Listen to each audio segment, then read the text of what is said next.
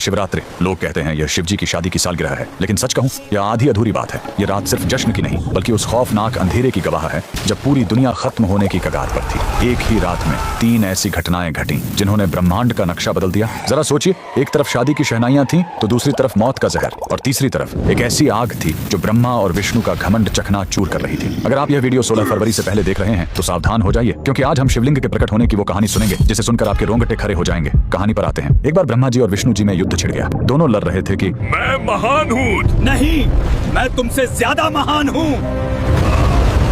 उनका यह घमंड जब दुनिया का संतुलन बिगाड़ने लगा तब अचानक उनके बीच एक विशाल अनंत अग्नि स्तंभ प्रकट हुआ। वह आग का एक ऐसा खंभा था जिसका न कोई शुरुआत था न अंत। उस स्तंभ से एक भारी आवाज आई, जो मेरे आखिरी सिरे को खोज लेगा वही महान होगा।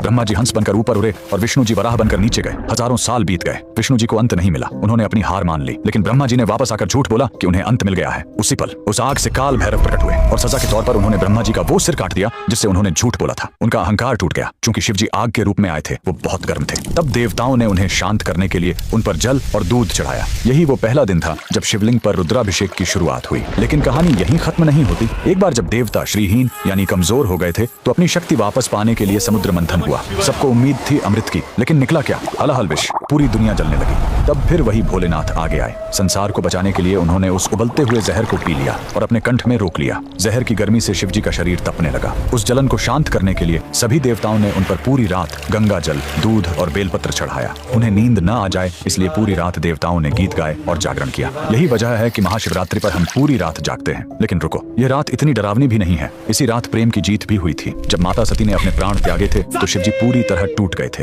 वो वैरागी बन गए, दुनिया छोड़कर समाधि में चले गए। तब माता सती ने पार्वती के रूप में जन्म लिया। उन्होंने हजारों साल तक कठोर तपस्या की सिर्फ अपने शिव को वापस पाने के लिए। आखिरकार भोलेनाथ पिघले। इसी महाशिवरात्रि की रात वो वैरागी फिर से दूल्हा बना और शिव शक्ति का मिलन हुआ। तो इस 16 फरवरी जब आप शिवलिंग पर लोटा भर जल चढ़ाएं तो याद रखिएगा, आप उस आग को शांत कर रहे हैं और उस जहर के दर्द को कम कर रहे हैं। कमेंट में लिखें हर हर